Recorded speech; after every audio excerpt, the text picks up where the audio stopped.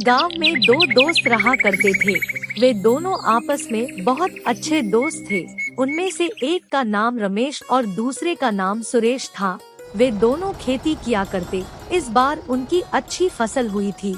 ऐसे में सुरेश ने विचार किया कि अगर वह अपनी फसल को गांव में बेचेगा तो उसे कम दाम मिलेगा। ऐसे में वह अपनी फसल को शहर ले जाकर बेचने के बारे में सोचने लगा। वह अपने दोस्त रमेश को भी अपने साथ ले जाना चाहता था, लेकिन इसी के साथ साथ वह एक दुष्ट विचार के साथ अपने दोस्त को हानि पहुंचाना चाहता था। सुरेश सोचने लगा, वह अपने दोस्त को भी अपने साथ ले जाएगा और वापस लौटते समय उसके धन को किसी भी तरफ से लूट लेगा। उसका दोस्त रमेश उसकी बात से सहमत था। अभी दोनों शहर जाकर अपना फसल बेचने वाले थे। वे दोनों शहर की ओर रवाना हुए। दोनों ने अपनी फसल उठाई और शहर की ओर चले गए। शहर में उन्होंने अपना फसल बेचा। फसल बेचने से उन्हें अच्छी कमाई हुई और उनके पास ढेर सारे पैसे जमा हो गए। दोनों अच्छी कमाई होने की वजह से बहुत खुश थे, लेकिन सुरेश के मन में कुछ और ही था। वापस आते वक्त जब वे जंगल में थे तब सुरेश ने रमेश से कहा, दोस्त, हमारे पास बहुत सारा धन है।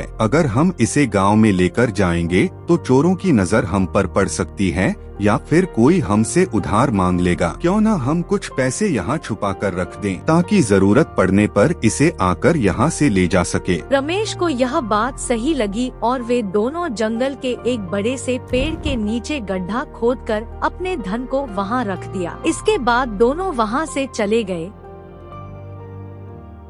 2 दिन बाद सुरेश जंगल में गया और उस जगह से सारे पैसे निकाल लाया। दिन बीतते गए और रमेश का धन खत्म हो चुका था। रमेश को धन की जरूरत थी। वह अपने दोस्त सुरेश के पास गया और उसे अपने साथ जंगल ले गया। वे दोनों उस पेड़ के नीचे गए जहां उन्होंने धन छुपा रखा था। गड्ढा खोदने के बाद उसने देखा कि सारा पैसा गायब था।